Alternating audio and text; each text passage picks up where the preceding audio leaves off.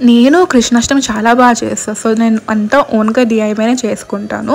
అది చేస్తుంటే నాకు ఒక పార్సెల్ వచ్చింది. నేను ఆర్డర్ పెట్టినాననమాట స్కిన్ కేర్ కోసము. సో, ఇది ట్రై చేసి మీకు చెప్తాను రివ్యూ. అండ్ దాని తర్వాత మా ఫ్రెండ్ వాళ్ళ షాప్‌కెళ్ళేసి బ్లౌజ్ కుట్టమని చెప్పడానికి వెళ్ళినుండే అనమాట.